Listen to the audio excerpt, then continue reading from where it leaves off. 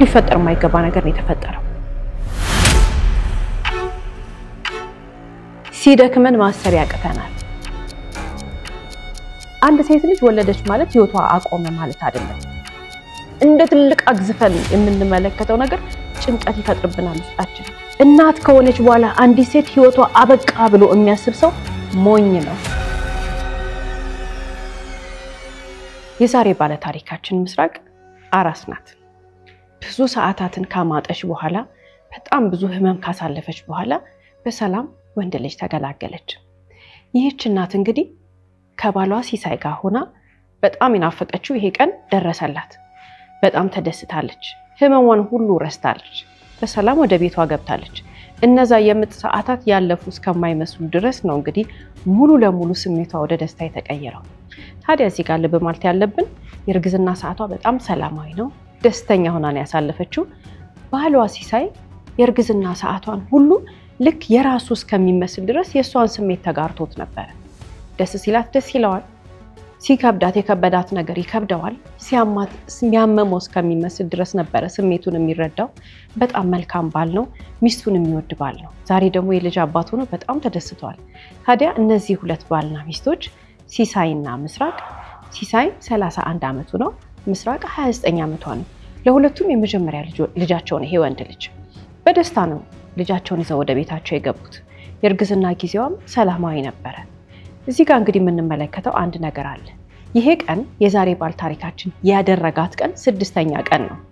ከዚህ እስከ 6ኛ ቀን በፊት የነበሩት ቀናቶች ምን አይነት ነበሩ ብለን ስንመለከት ከሆስፒታል ስትመጣ ደስተኛ ናት። እንግዶች እየመጡ እየጠየቋት ነው። ገንፎ ይበላል፣ ሻይ ይጠጣል፣ ቡና ይፈላል፣ ምሳ ሰዓት ሲሆን ምሳ ይበላል፣ እራት ሰዓት ላይ እራት ይበላል። ሁሉም ሰው እየመጣ በደስታ እየጠየቃት የደስታ ጊዜያቸውን እያሳለፉ ነበር። የቤት ሰራተኛ የላት፣ ነገር ግን 2 አጋዦች አሏት። እነዚህ የሚያግዟት ሰዎች ማን ናቸው? የአክስቷ ልጆች ናቸው። ጠዋት ይመጣሉ፣ የሚደረገውን ነገር ሁሉ ያደርጉላታል። ማታ ግን ወደ ቤታቸው ይሄዳሉ። ምክንያቱም አንድ ሰፈር ነው የሚኖሩት፣ ቅርብ ለቅርብ ናቸው። ምስራቅና ሲሳይ ተከራይተው የሚኖሩበት ቤትና የአክስቷ ልጆች የሚኖሩበት ቤት በጣም ቅርብ ስለሆነ ለማገዝ ተመችቷቸዋል። እዚህ ጋር የምንመለከተው እንግዲህ 2ቱ ልጆች ወይንም 2ቱ የአክስቷ ልጆች እየመጡ ቢጠይቋትም ወይንም ደግሞ ቢያርሷትም ስራ ቢሰሩላትም ቤት ውስጥ፣ ምስራቅ ግን ከሁሉም ሰው የበለጠ አንድ ኃላፊነት አለባት። በየ2 ሰዓቱ እየተነሳች ሌሊት ልጇን ታጠባለች፣ ትቀይራለች፣ ንጽህናውን ትጠብቃለች፣ ዳይፐር፣ የተለያየ ነገር ስራዎች አሏት። እንደ እናት ሁላችንም የምናውቀው ነገር አለ። አራስ ልጅ በየ2 ሰዓቱ የሚነሳበት ሁኔታ አለ። አንዳንድ ልጆች ከ2 ሰዓት በላይ ሊተኙ ይችላሉ፣ ግን አቨሬጁን ብናየው 2 ሰዓት ነው። ስለዚህ እሷም ሌሊቱን ስታደርግ ነው የምታድረው፣ ልጅ ይዛ ስትንከባከብ ነው የምታድረው። የሌሊቱ ድካም እንዳለ ሆኖ ቀን ቀን ደግሞ እንግዶች ይመጣሉ። የአክስቷ ልጆች ቢያግዟትም ሲሳይ ባሏ ቤት ውስጥ ቢሆንም እሷ ደግሞ ድርሻ አላት አይደል? ሁላችንም እንደምንረዳው ቀንም ብዙ አትተኛም። ይህች እናት በጣም ደክማለች። እንግዲህ እዚህ ጋር ልብ ማለት ያለብን አንድ ነገር፣ ድካሟን ያስተዋለው የለም። እሷም አላስተዋለችውም፣ ባሏም አላስተዋለውም፣ እህቶቿ ወይንም ደግሞ የአክስቷ ልጆችም አላስተዋሉት። ማንም ሰው አላስተዋለውም። ግን ምስራቅ ከወለደች ቀን ጀምሮ የምትተኛበት ሰዓት በጣም ትንሽ ሰዓት ነው። ለዚህ ነው በወለደች በ5ኛው ቀን ማታ ምን ተፈጠረ ያለን እንደሆነ ማታ ላይ ባሏ ቲቪ እያየ ነው። እሷም ልጇን ከጎኗ ሶፋ ላይ አድርጋ ቲቪ እያየች እያለ እዛው ገና ማምሻ ነው እንግዲህ የአክስቷ ልጆች ወደ ቤታቸው ሄደዋል። እንግዳ የለም። አሁን እራት ተበልቶ ምናምን የሚተኛበት ሰዓት ነው። ሁላችንም የምንገምተው ነገር እዚህ ጋር እንግዲህ ምስራቅ ልጇን አቅፋ ወደ መኝታ ቤት ሄዳ ትተኛለች ነው አይደል? እሷ ግን እዛው ሶፋ ላይ እንቅልፍ ወሰዳት። ባሏ ቀሰቀሳትና ወደ መኝታ ቤት ሄዳ እንድትተኛ ጠየቃት ማለት ነው።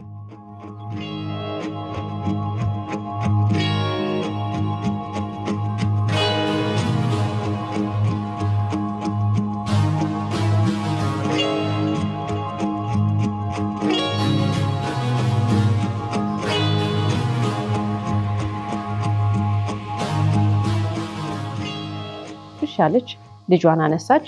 ከማስተኛቷ በፊት ማዘገጃጀት ያለባት ነገሮች አሉ ለሌሊት፣ እነሱን አዘገጃጀች።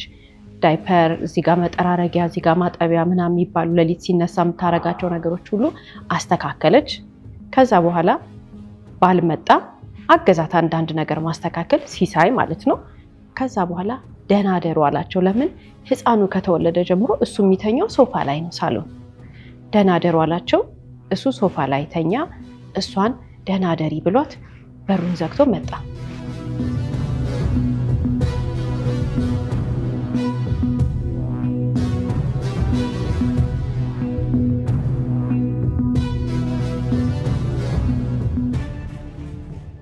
ከዚህ በኋላ እንግዲህ ቤተሰቡ ወደ መኝታ ሄደ አይደል? እንግዲህ ጠዋት ሲነሳ ደነገጠ። ለምንድን የደነገጠው? የቀሰቀሰው ከውጭ የሚገባው ብርሃን ፀሐይ እስከምትወጣ ድረስ እነሱ ቤት ተኝተው አያውቁም። ህፃኑ ከተወለደ ጀምሮ ለምን ሌሊት ይነሳል ህፃን ልጅ 12 ሰዓት 11 ሰዓት ሊነጋ ሲል ስለሚነሳ በዛ ሰዓት እሷ ቤት ውስጥ አንዳንድ ነገሮችን ስታደርግ ይነቃ ነበር ሌላ ጊዜ። ዛሬ ግን ረፍዷል፣ ፀሐይ መጥቷል። ስለዚህ ደነገጠ። ወደ መኝታ ቤት ሄደ። ቅር ብሎታል። ወደ መኝታ ቤት ሲገባ ግን እውነትም የፈራው ነገር ልክ ነው። ማመን ያቀተው ያየውን ነገር። ለምን ምስራቅ ለጥ ብላ ተኝታለች፣ ግን ህፃኑ ሙሉ ለሙሉ ጋቢና ብርድ ልብስ ላዩ ላይ ተጭኖበታል። ገና አልጋውን ሲያየው ነው የገባው። ተጠጋ። ምስራቅ ለጥ ብላለች እንቅልፏን አልሰማችም፣ አላየችም፣ እንቅልፍ ወስዷታል።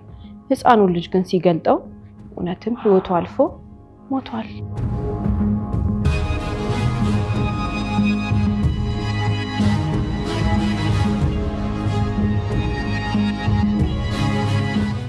የዛሬ ባለ ታሪካችን ሲሳይ ባላሰበው ሁኔታ እንግዲህ ሚስቱ እንቅልፍ ወስዷታል።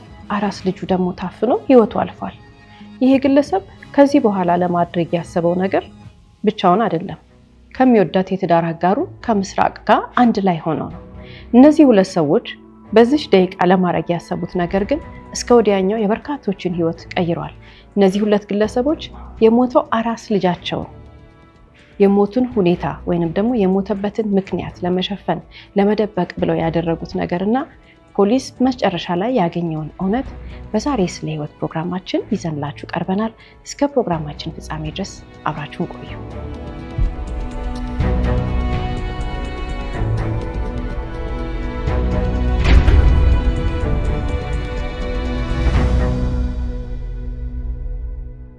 ሰላም የስለ ህይወት ፕሮግራም ተከታታዮቻችን፣ ስለ ህይወት ቲቪ በየሳምንቱ በዚህ ሰዓት ይዞላችሁ የሚቀርበው ፕሮግራማችን አሁን ይጀምራል። ስለ ህይወት ፍርድ የተሰጠባቸውን እውነተኛ ወንጀል ታሪኮችን ለእናንተ ለተመልካቾች በድራማ መልክ እያቀናበርን ይዘን የምንቀርበው ፕሮግራም ይሆናል። የዛሬውን ፕሮግራም ይዤላችሁ የቀረብኩት እኔ ብስራት ገመቹ ነኝ። እስከ ፕሮግራማችን ፍጻሜ ድረስ አብራችሁ እንድትቆዩ እንጋብዛለን። እናመሰግናለን።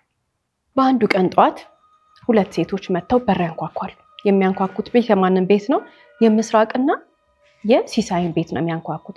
ማናቸው እነዚህ ሴቶች ያሉን እንደሆነ እነዛ ሁለት ሴቶች ምስራቅን እየመጡ ጧት ከሷ ጋር ሆነው አረሳዋት ማታ ወደ ቤታቸው የሚሄዱት ያክስቷ ልጆች ናቸው። የዛን ቀን በሩን ሲያንኳኩ ሳይነጋ ነው የመጡት፣ ግን ቀስ እያሉ ነው የሚያንኳኩት፣ ምክንያቱም ጎረቤት እንዳይረበሽ። ሌላ ጊዜ ባንዴ መጥተው ሲያንኳኩ አይደለም ስልክ ሲደውሉላቸው ምስራቅም ባሏም ስልክ ያነሳሉ። ዛሬ ግን ስልክ አያነሱ። በሩን ቢያንኳኩ አይከፍቱላቸው። ከዛ በኋላ ተማሪ እያዩት ወደ ትምህርት ቤት እየሄደ አለቀ። የቢሮ ሰራተኛ ሌላም ቦታ የሚሰራው ሰራተኛ ሁሉ ወደ ስራ ቦታ አለቀ። ሰፈሩ ጭር አለ። ታዲያ ሲያንኳኩ እንግዲህ አንዳንድ ጎረቤቶች ያዩዋቸው ነበሩ። ወይ እስካሁን ድረስ አልከፈቱላችሁም እያሉ የተንጎራደዱ። ያ ማለት ምንድነው? 1 ሰዓት 2 ሰዓት እያለ 3 ሰዓት 4 ሰዓት እዛ በርጋ ቆመዋል። በስተመጨረሻ አንዲት ጎረቤት መጣች። የዚህን ቤት በር አከፋፈት አታውቁትም እንዲያለችና እንግዲህ ሁላችንም እንደምናውቀው ስናድግም የምንረዳው ነገር አለ። አንድ በር ሲከፈት ከውስጥ በኩል ገመድ ምናምን ተደርጎ ሲጎተት ዘዴ ያለው የሁሉ ሰው ቤት የተለያየ አይደል? ያቺም ሴት ያንን ቤት ስለምታውቀው መታ ይሆን ነገር ሳብ ስታረግ ከከፈተላቸው በሽቦ በምናምን የተሳሰረ ነገር ስለነበረው ማለት ገቡና እስካሁን ድረስ አልተነሱም ብለው፣ ምክንያቱም በራቸው አልተከፈተም፣ ቤቱ ዝግትግት ብሏል። ሄዱ፣ በሩን አንኳኩ። በሩን ሲያንኳኩ ማመጣ ሲሳይ መጣ። ሲያዩት አፈሩ፣ ምክንያቱም በማታ በቢጃማው ነው የመጣው። ምን ሆነሃል ሲሉት አይ አትገቡም አላቸው። ለምን? ደህና አደራችሁ አላላቸውም። ለምን? የተለመደ ነገር ነው መምጣታቸው። ያለፉትን 5 ቀናቶች ከነሱ ጋር አሳልፈዋል። እቺ 6ኛ ቀናቸው ናት። ለምን አሉት። አይ ትላንትና እናቱ ስለመጡ አሁን እነሱ እንዲመጡ እንዳልፈለገ ነገራቸው። ተናደዱ። እንዴ እንገባለን አሉት። ለምን አትገባም የምትለን? ተከራከሩ ብዙ። ከዛ ምስራቅ መጣች። ምስራቅ ስትመጣ ግን ደነገጡ። ለምን? አይኗ አብጧል፣ እንዳለቀሰች ያስታውቃል። በጣም ተረብሻለች። እሷ ምን አለቻቸው? አዎ እናቱ መተዋል ስለዚህ አትገቡም አለቻቸው። ለምን? አንድ የተፈጠረ ችግር ስላለ ያንን ችግር እስከምንፈታው ድረስ እናንተ ታባብሱታላችሁ። እንግዲህ እነሱ ያክስቷ ልጆች ስለሆኑ ለምን አራስ አይደለሽ እንዴ አንቺ ምን ብለውሽ ነው ብለው ከእናትየው ጋር ነገር ለማያያዝ ፈለጉ። ምስራቅ በፍጹም አስረዳቻቸው። አንድ የተፈጠረ ችግር ስላለ ከእናትየው ጋር አትገቡም አዎ አለቻቸው። ስለዚህ ምን አለቻቸው? እባካችሁ እኔ ስደውልላችሁ ትመጣላችሁ ከዛ ቀን በፊት እንዳትመጡ አለቻቸው። እሺ አሉ። ተናደዱ። ለምን? ያን ሁሉ ሰዓት ቆመዋል ከጧት ጀምሮ። በዛ ላይ ደግሞ ሁኔታዋን ሲያዩ አልተደሰቱም። የሱን እናት አቅርባ እነሱን ያገለለች ወይ ደግሞ የተሸነፈች ስለመሰላቸው እያጉረመረሙ ከግቢው ወጥተው ሄዱ። ከዚህ በኋላ ነው እንግዲህ ምስራቅና ባሏ ቤት ውስጥ ተመልሰው ሲመለሱ ልጁ አለ የሞተው ልጃቸው አራሱ ሁለቱ አሉ። መልሰው በሩን ዘጉት። የሚያረጉትን ነገር አያውቁም። እነዚህ ሁለት ባልና ሚስቶች ተጨነቁ። የሚገቡበት ነገር ጠፋቸው። ሊጠይቋት የሚመጡ ሰዎች ይደውላሉ። የቱ ጋር ነው ቤታችሁ ይሏቸዋል። አንዳንዶቹ ደርሰናል ይሏቸዋል አይደል? ቴክስት ያደርጉላቸዋል። እነሱ ጸጥ። መጀመሪያ ጊዜ ያነሱ ነበር የመጀመሪያውን ቀን እስከ ማታ ድረስ እያነሱ እየመለሱ አልተመቸንም። ከዛ ግን ጭራሽ ስልካቸውን አጥፍተው ሁለቱም ባልና ሚስቶች ዝም አሉ። አሁን እንግዲህ ምን ሆነ? ያቺ ቀን መሸች። ጠዋት ነው ይሄ ነገር አይደል የተመለከተው ሲሳይ። እሱ ነው ከእንቅልፏ የቀሰቀሳት። ከዛስ 1 ሰዓት 2 ሰዓት 3 ሰዓት እያለ ማታ 3 ሰዓት እንደገና ነገ ጠዋት 1 ሰዓት ሆነ። አሁንም ሲነጋ ባልና ሚስት አስከሬን ይዘው ቁጭ ብለዋል። አሁን ግን የልጃቸው ሰውኛ የነበረው ከለር አስከሬን ስለሆነ ከለሩ እየተቀየረ መጣ። እሱ ብቻ አይደለም፣ ምስራቅ ታመመች። ማንም እናት ጡት ስታጠባ የነበረች እናት ድንገት ጡት ማጥባት ብታቆም ትታመማለች። ትኩሳት ይይዛል። ጡት ይወጠራል በወተት ተሞልቶ። ስለዚህ ትኩሳት እየያዛት መጣ። በጣም እየታመመች መጣች። ሁሉም የወለደ እናት ያውቀዋል ይሄን። ያማል። የራሱ የሆነ አካሄድ አለው። ጡት ማጥባት ማቆም የራሱ ፕሮሰስ አለው። ዝም ብሎ ቆም አይደረግም። አለበለዚያ ህመም ያመጣል እናትየው ላይ። ስለዚህ ያ ወተት ስላልተጠባ አሁን ምን የሆነ መጣ? ትኩሳት እየያዛት በጣም እየተወጠረ መጣ። እንግዲህ ብዙ እናቶች እንደሚያውቁት ወይም ኤክስፒሪየንስም እንደሚያደርጉት የመወጠሩ ስሜት እስከ አንገት ድረስ ነው የሚመጣው። ግልጽ ነው። አንድ ሐኪም ሲመለከታት ያ ስሜት ከየት እንደመጣ ይታወቃል። ምስራቅ በጣም ታመመች። ልትቋቋመው አልቻለችም። የመጀመሪያ ልጇን በዛ ላይ እንግዲህ በባህል አለ፣ ባህላዊ የሆኑ መንገዶች አሉ የህመም እንዲቆም የሚያደርጉ።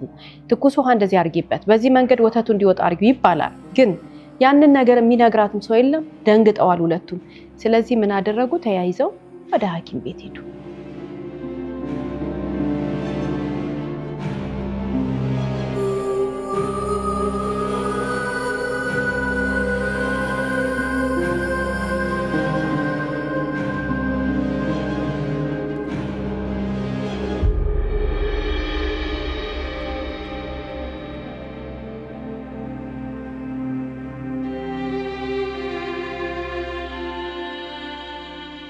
ምስራቅና ባሏ እንግዲህ ሆስፒታል ከመጡ በኋላ ሁለቱም ቁጭ ብለው ማናችንም ሆስፒታል ስንሄድ የምናሳልፈው ነገር አለ አይደል?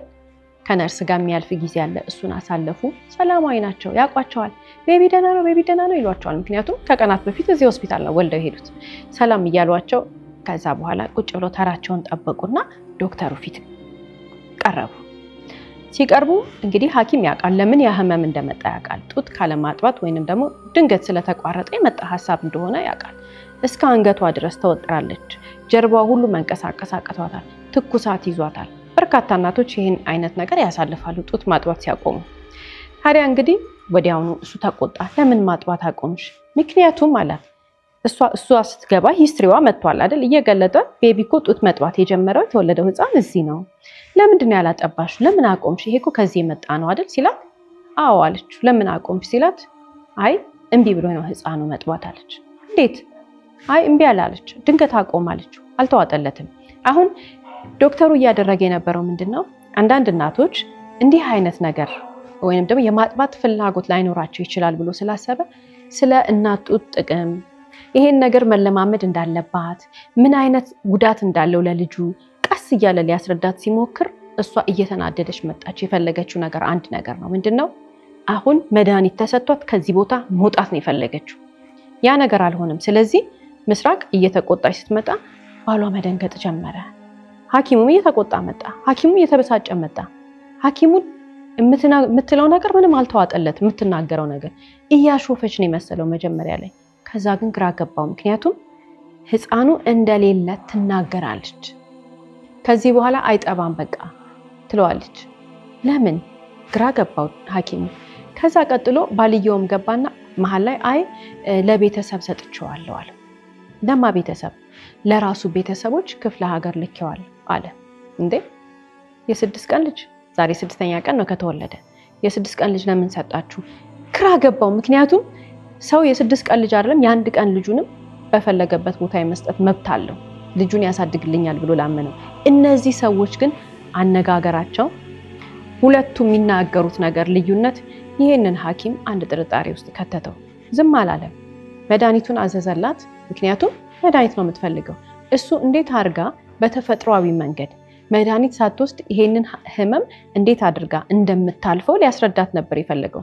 ህፃኑ ጡት መጥባት ከጀመረ ከዛ ውጪ ደግሞ ይሄን አድርጊ እያለ እንግዲህ ያንን ህመም የሚቀንስላትን ነገር ሊነግራት ቢሞክርም አልፈለገችም። መድኃኒት አለች። ያው መድኃኒት ተሰጣት፣ ታዘዘላት። ከዛ በኋላ ወጣች። የሐኪም ቤቱ አስተዳደር ጋር ግን ቀጥታ ነው የሄደው። ሐኪም ምንድነው ያለው? ጥቆማን የሰጠው በሐኪም ቤቱ አስተዳደር ወይንም ደግሞ በሆስፒታሉ አስተዳደር አማካኝነት ለፖሊስ ጥቆማ ከደረሰ በኋላ እንግዲህ እነዚህ ሁለት ግለሰቦች ህፃኑ የት አለ ተብለው ተጠየቁ። ሲጠየቁ ምን አሉ? አይ አሁንም አንድ አይነት ነገር ነው የሚናገሩት። ለሲሳይ እናት ህፃኑን ሰጥተነዋል አሉ። ፖሊስ ከፍርድ ቤት የመበርበሪያ ትዕዛዝ ካወጣ በኋላ ቤታቸውን ሲበረብር ግን የህፃኑን አስከሬን አገኘው። በጣም ያሳዝናል። ህፃኑ ከለሩ ተቀይሯል። አራስ ልጅ ነው ገና። እንግዲህ ቀናቶች አለፉ። አሁን ከሐኪም ቤት በኋላ እነሱ ጥቆማ ከሰጡ በኋላ የፍርድ ቤት የብርበራ ሰዓት እነሱ ቃል የሰጡበት ሰዓት አለ። እነዚህ ሰዓቶች ሁሉ ህፃኑ ልጅ ቤት ውስጥ ነው በጨርቅ ተጠቅልሏል። በጣም የሚያስገርመው ነገር ግን የተከራዩበት ቤት እነሱ ግድግዳ ጀርባ መቆፈር ጀምረዋል። ለምን? ሊቀብሩት። ለሊት እየወጡ ባልና ሚስት ያይዘው ይቆፍራሉ። ለምን ይሄን አደረጋችሁ ሲባሉ ተጠያቂ እንዳንሆን አሉ። ከዚህ በኋላ እንግዲህ ምርመራ በደንብ ተጀመረ ማለት ነው። ፖሊስ የራሱ ምርመራ ካደረገ በኋላ ግን እነዚህ ሁለት ሰዎች በስተመጨረሻ እሱን ኃላፊነት መውሰድ እንዳለበት ይሄ የሱ ሐሳብ እንደሆነ ይናገራል።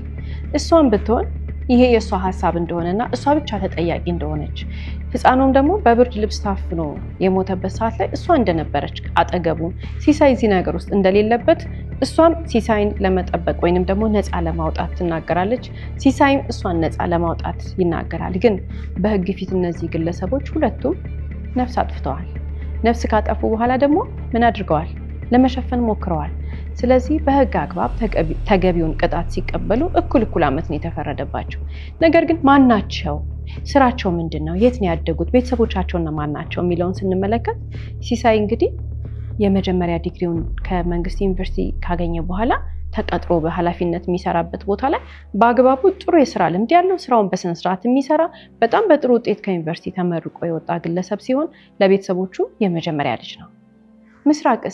ምስራቅ እንግዲህ እሷም እንደዛው ከግል ኮሌጅ ተመርቃ ስራ ይዛ የምትኖር ለቤተሰቦቿ 3ኛ ልጅ ናት።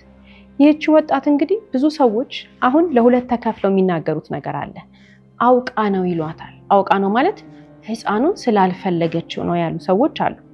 ምን ማለት ነው ተብሎ ምርመራ ተደርጓል። ህፃኑን ስለአትፈልገውም ነበር ወይንም ደግሞ ለእርግዝና ደስተኛ ብትሆንም በእርግዝና ወቅት ልጅ ለመውለድ ግን ዝግጁ አይደለችም የሚሉ ሰዎች አሉ።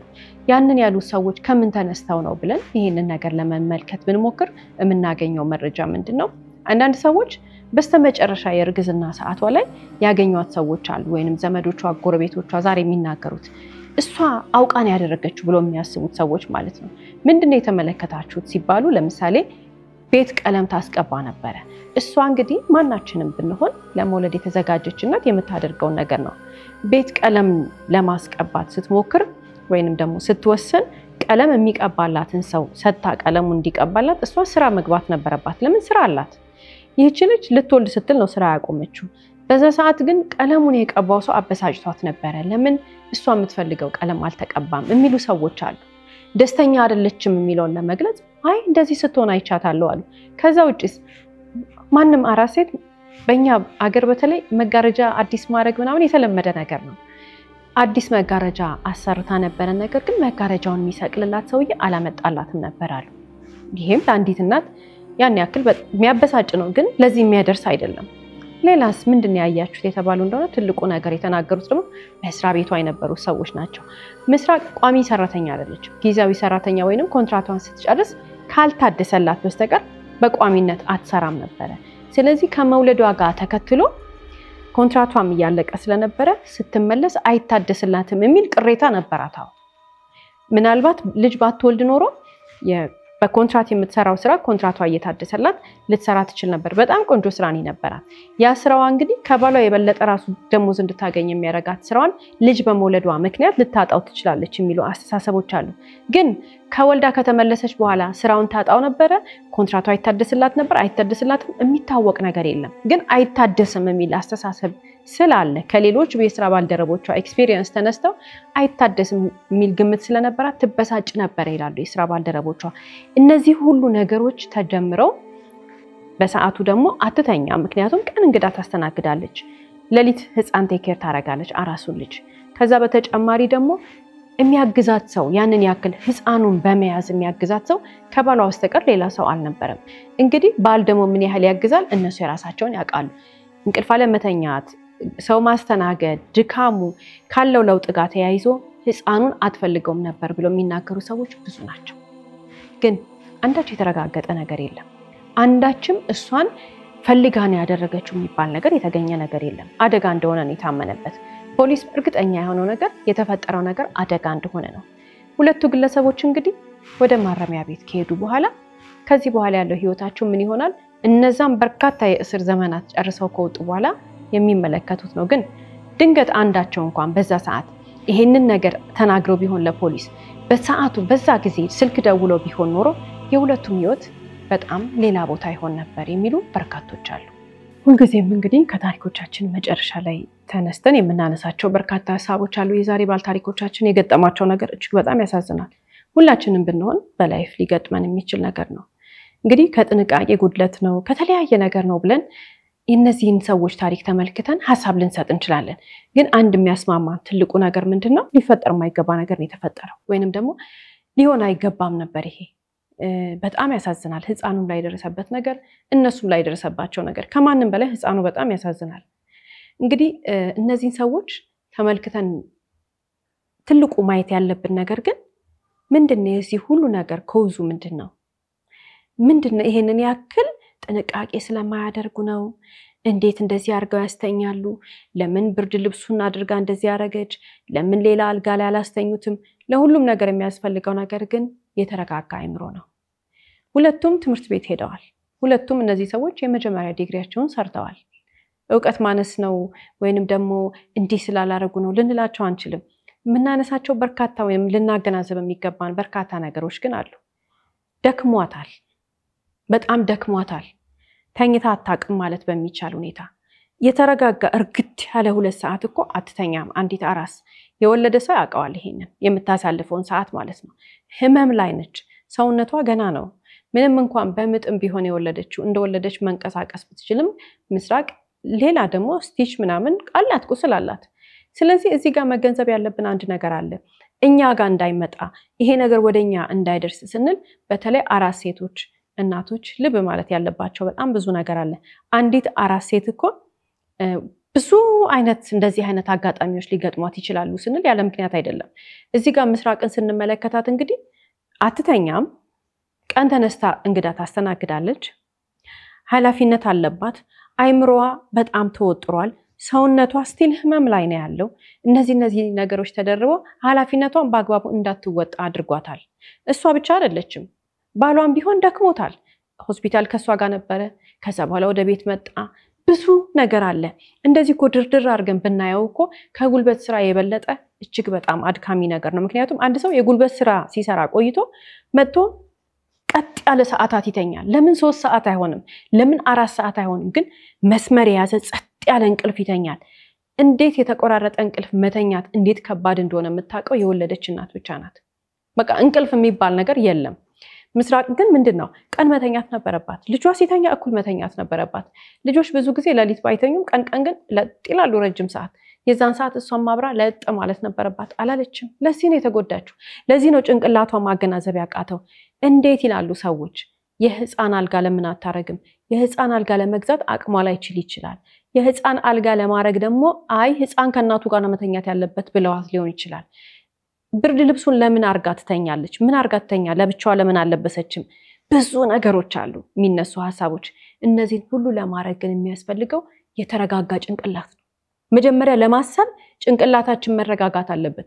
የተረጋጋ ጭንቅላት እንዲኖረን ትልቁ ነገር ደግሞ እንቅልፍ ነው። እንቅልፍ ማጣት ማለት አይምሮ አስተሳሰብን ያዛባል። በራሳችን እኮ ማየት እንችላለን። የእንቅልፍ ሰዓታችንን ሳንጠብቅ በተለያየ ምክንያት ትንሽ ሰዓት ተኝተን ከእንቅልፋችን የተነሳን ጊዜ እኮ የሚቀጥለው ቀን እንዴት ሆነን ነው የምናሳልፈው? ይሄንን ህይወት ማለት ነው።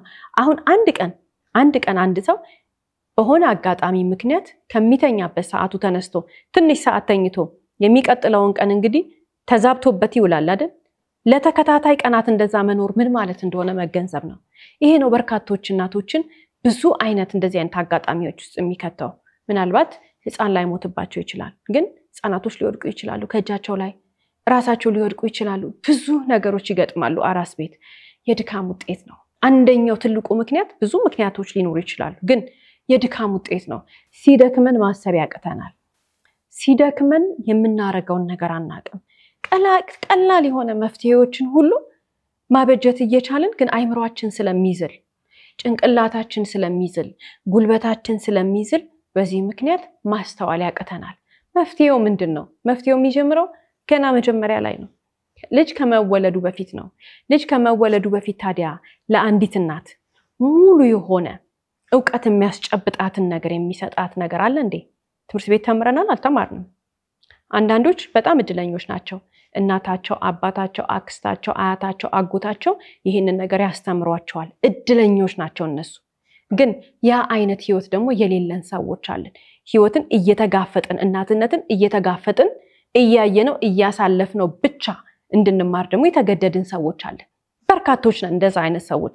አንዱ ለሰው አይደለም፣ ብዙ ሰው እንደዛ ነው። ታዲያ እናትነትን ማንም ሳያስተምረን፣ ማንም ሳይነግረን፣ ማንም እንዲህ ነው ብሎ ምልክት እንኳን ሳያሳየን ድንገት ወላጅ ልንሆን እንችላለን። በጣም ትልቅ ፈተና ነው የዛን ጊዜ የሚገጥመን። ከራሳችን ጋር እንጣላለን። የተወለዱትንም ልጆች ቴኬር ለማድረግ ሞራል ልናጣ እንችላለን። የዛሬ ባል ታሪኮቻችን ምን አይነት ነገር ነው ያሳለፉት? ሌላ ነገር ነው። ግን ከዚህ ጋር ተያይዞ እንግዲህ መመልከት ያለብን ትልቅ ነገር አለ። አንዲት ሴት እናት ልትሆን ስትል፣ ወላጅነት የሚባለውን ነገር ልትቀበል ስትል፣ በተለይ የመጀመሪያ ልጅ ስትወልድ መረዳት ያለባትን ነገር የሚያስተምራት ሰው ያስፈልጋታል። የሚያስተምረን ሰው የሌለን ሰዎች ግን ምንድነው ማድረግ ያለብን? መቀበል ያለብን ነገር አለ፣ መረዳት ያለብን ነገር አለ። በጣም ትልቁ መረዳት ያለብን ነገር፣ በጣም ትልቁ መዘጋጀት ያለብን ነገር፣ ማወቅ ያለብን ነገር ግን አይምሮአችንን ለእናትነት ማዘጋጀት ነው። አይምሮን ለእናትነት ማዘጋጀት ማለት ምን ማለት ነው? አይምሮን እንዴት ተደርጎ ነው ለእናትነት የምናዘጋጀው? ቁሳቁስ ያዘጋጃል ሰው። ቁሳቁስ ማለት የሚበላ የሚጠጣ፣ የአራስ ቤት ነገሮች፣ የህፃን ልጅ ልብስ፣ ብዙ ነገር አለ። ለሕክምና ቦታ ተከፍሎ የሚወለድ ከሆነ የሚከፈል ነገር። ትልቁ ዝግጅት መሆን ያለበት ግን አይምሮ ላይ ነው። ትልቁ ዝግጅት የሚያስፈልገው ጭንቅላት ላይ ነው። አንዲት እናት ከመሆኗ በፊት አይምሮዋ ላይ ሲሰራ እናትነትን እንደ ግዴታ ሳይሆን እናትነትን በውዴታ እንድትቀበለው የሚያደርጓት በርካታ ነገሮች አሉ። እናትነት እንደዚህ ነው፣ የእናትነት ግዴታሽ ነው፣ ወልደሻል አጥቢው፣ እንደዚህ ሆኗል ከሚሉን ሰዎች ሳይሆን እኛ መማር ያለብን ከበርካታ ከሚያስተምሩን ነገሮች ነው። እናትነትን መቀበል ማለት የአይምሮ ዝግጅት ነው። ትልቁ ነገር ስንል እዚህ ጋር ቁሳቁስ አያስፈልግም ማለት አይደለም። በአይምሮዋ እናት ለመሆን የተዘጋጀች እናት፣ በአይምሮዋ ልጅን በፍቅር ለመቀበል የተዘጋጀች እናትና በአይምሮዋ እናትነት ምን እንደሆነ ዝግጅት የሌላት እናት በጣም የተለያየ ህይወት ነው ለልጆቻቸው የሚሰጡት፣ ለራሳቸውም የሚኖሩት። አይምሮአችን ላይ እናትነትን ስንቀበል ጥቃቅን የሚመስሉን ነገር ግን ትላልቅ ለውጥ ህይወታችን ላይ የሚያመጡ ነገሮች አሉ። ማናችንን እናት ስትሆን አንድ ሴት የእንቅልፍ ሰዓት መዛባት የሚባለው ነገር የተነገራት በርካታ እህቶች አያውቁትም። እኔም አላውቅም ነበረ እናት ከመሆኔ በፊት። ሰው እንደዚህ ነው እንደ እንቅልፍ እስከምል ድረስ ደንግጫለሁ። እንቅልፍ የለም። ያ የእንቅልፍ ሰዓት የለም ሲባል ግን እንቅልፍ የለምና አትተኝም፣ አለመተኛትን ተቀበዩ አይደለም። ጥበብ ነው የሚነገረን። ጥበብ ማለት እንዴት ነው?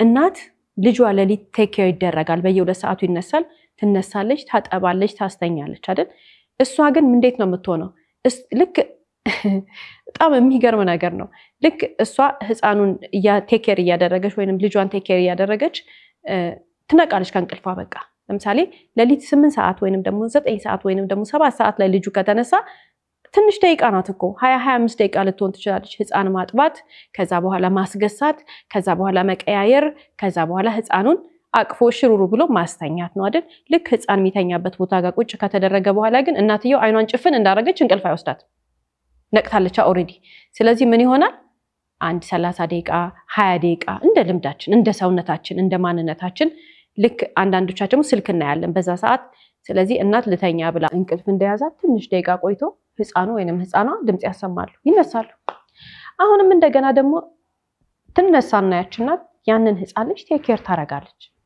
ይሄንን የኖረች እናት ናት የምታውቀው ይሄንን ያሳለፈች እናት ናት የምታውቀው እንቅልፍ ታጣለች ይችናት ግን በምንድነው ታዲያ ብልጥ መሆን ያለባቸው ሴቶች እህቶቻችን ይሄን ሰዓት ላይ ህፃናት እንደ ልምዳቸው ነው አንዳንድ ህፃናት ለሊቱን ለጥ ብለው ያድራሉ ወይንም ደግሞ ይነሱበት ትንሽ ነው ቀን ላይ ግን ነቅተው ይውላሉ በየ2 ሰዓቱ ይነቃሉ አንዳንድ የተለያየ ነገር አለው አንዳንድ ሀገር ህፃንን መተኛት ከሆስፒታል አስለምደው ይሰጣሉ ብዙ አይነት ነገሮች አሉ ዕውቀት የምናገኝበት ቦታ ላይ ዕውቀት ያለው ሰውን ጠይቅ ምን ማድረግ ህፃኑ መተኛት ነው ያለበት ህፃኑ መብላት ነው ያለበት ህፃኑ እንዲማረግ ነው ያለበት የመጀመሪያው ነገር ማወቅ ያለብን የተማረ የሚያቅ ሰው የልምድ ሳይሆን በትክክል የተማረ ሰው የጻፈው መጽሐፍ ማንበብ ከዛ በተጨማሪ ደግሞ መጠየቅ የተለያዩ ሰዎች የተለያየ ሀገር ያለው ኤክስፒሪየንሶችን ማየት ዛሬ ከፈለግን በስልካችን ብዙ ነገር መማር እንችላለን ሌላስ ሴቶች እህቶቻችን አራስ ሲሆኑ ማድረግ ያለባቸው ነገር እዚህ ጋር ማወቅ ያለብን አንድ ትልቅ ነገር አለ እንግዳ ይመጣል አዎ እንግዳ እንወዳለን ባህላችን ነው እናስተናግዳለን ዘመድ ሊጠይቀን ይመጣል አዎ ይመጣል እናስተናግዳለን ግን ካንቺ እንቅልፍ የሚበልጥ ነገር የለም ተኝታለች ማለት አትፍሪ ህፃኑ በየ2 ሰዓት የሚነሳ ከሆነ ቀን ለጥ ብሎ የሚውል ከሆነ እሱ ለጥ ሲል ህፃኑ አንቺ ማብረሽ ለጥ በይ መተኛት ነው አለበለዚያ አስተሳሰብሽ ይዛባል ይደክምሻል ትታመሚያለሽ ይሄንን ነገር እንደ አቋም መያዝ አለብን መኝታ ቤቱን ቁልፍ አድርጎ መተኛት ግዴታ ነው መተኛት ነው በቃ መፍትሄው መተኛት ህፃን ሲተኛ አንቺም አብረሽ መተኛት አለብሽ አይ እንግዶች መተው ከሩቅ ቦታ ነው የመጡት ምናምን እና ከራንቺ የሚበልጥ ነገር አለ ዲኬትም ይምጡ ካንቺም የሚበልጥ ነገር የለም አቋም ነው ይሄ የህይወት ጉዳይ ነው ትንሽ ይመስላል ይሄ አይደል ምን ችግር አለው ለዛሬ ተነስታ ብታስተናግዳቸው ትላንትና ለሊቱ ሙሉ ቁጭ ብላ ያደረች ሴት ትላንትና በእያንዳንዱ ሰዓቱ 1 ሰዓት እንኳን ቀጥ አርጋ ያልተኛችና ዛሬ ቀኑ ሙሉ እንግዳ አስተናግድ ልትውል ስለማትችል አራስ ትተኛለች ስለዚህ ለጥ ነው ማለት ያለባቸው ሲጀመር ለጥ ልበል ብትልም እኮ ህፃን ረጅም ሰዓት ተኛ እንዳይተኛም እኮ ቢተኛም ቀን ነው ቀን ደግሞ እሷ እንግዳ ታስተናግዳለች ይሄን ነገር እርግፍ አርገማ ቆም መቻልና ራስ ወዳድ መሆን መቻል አለብን ማንንም ይምጣ ምንም ይሁን መተኛት ግዴታችን ነው ይሄ አንዱ መፍትሄ ነው ይሄ ማንንም አይነግረንም ይሄንን ማንንም አያሰለጥነን ይሄንን ነገር አይ ትተኛ ብሎ እናት መታ የእናትነት ኃላፊነቷን ስትወጣ እናትሽ መታ ይሄንን ነገር ልጄ ትተኛለች አትረብሿት ብላ እሷ ዛጋ ገንፎ ምናምን አድርጋ እንግዳ ከሸኘችልሽ አንቺ ቦንስ በጣም እድለኛ ሰው ነሽ እድልሽን አመስግኝ ብዙዎቻችን ግን ያ እድል አልገጠመንም በሰራተኛ የታረስን ሰዎች አለን ሰራተኛ ያረስን ሰዎች በቃ ያለን እሱ ነው ስለዚህ የዛ ጊዜ ምንድነው የምናደርገው ለጥ ራሳችንን ነው የምንጠብቀው አንዳንዶቻችን ስልካችንን አጥፍተንና መውለዳችንን ሳንናገር ጊዜ ማሳለፍ ጥሩ ነው ትንሽ እስከምንጠረክር ድረስ ምክንያቱም ይሄ ሲሪየስ ኢሹ ነው ቀላል ነገር አይደለም ትንሽ ትመስላለች ግን ትልቅ ዳሜጅ ላይ መጣ ስለሚችል ራሳችንን ቦታ ሰጥተን መከታተል መቻል አለብን አንዱ እንቅልፍ ነው ሌላስ ብዙ ሴቶች እህቶቻችን በወለዱ ሰዓት ምን ይመስላቸዋል በቃ ልክ ህፃኑ ከተወለደ ሰዓት ጀምሮ የሷ ህይወት ቁርጥ ያለ የሆነ ነገሯ ዲስኮኔክት ያደረገ የሚመስላት ነገር አለ ወይንም ደግሞ እዚህ ጋር ከመወለዷ በፊት የነበራት ህይወት አለ ከወለደች በኋላ አዲስ ሰው የምትሆን የሚመስላት ጊዜ አለ ይሄ የሚነግረን ሰው ስለሌለ ነው በኤክስፒሪየንስ የምንረዳው ነገር ግን በወለድን ሰዓት አንዱ ትልቅ ጭንቀት የሚፈጥርብን ነገር ነው አንድ ሴት ልጅ ወለደች ማለት ህይወቷ አቆመ ማለት አይደለም እንደውም የምትኖርለት ነገር የሆነ በጣም ለብዙ መልካም ነገር ለብዙ ጥሩ ነገር የምትኖርለት ዓላማ የሚሰጣት ፐርፐዝ አገኘች ለህይወቷ ተጨማሪ አዲሽናል ነገር አገኘች እንጂ ህይወቷ ተቆረጠ ማለት አይደለም። ኦኬ ምን ማለት ነው? ሴቶች እህቶቻችን አሁን በዚህ ሰዓት ወልደው በቤት ውስጥ አራስ ሆነው ያሉ ሰው የማይነግራቸው ብዙ ሰው የማያስረዳቸው ስለማያውቅ ወይንም ደግሞ ስላልተረዳቸው ወይንም ደግሞ ወልዶም ቢሆን ያ ሰው ስለሚረሳው ያልነገራቸው ነው ብለን የምናስበው። ግን ትልቁ ነገር ምንድነው? ህይወት መውለድ የአይምሮ ዝግጅት የተለያዩ ነገሮችን የምናነሳቸው ሐሳቦች መካከል አንዱ መቀበል ነው። መቀበል ማለት ኃላፊነትን መቀበል፣ የሚመጣውን የህይወት ለውጥ መቀበል፣ ያለውን ነገር ሁሉ ምንም ችግር እንዳልተፈጠረ ይሄ በመውለድ ምክንያት የሚመጣ ለውጥን እንደ ትልቅ አግዝፈን የምንመለከተው ነገር ጭንቀት ይፈጥርብናል፣ ውስጣችን ግራ ይገባናል።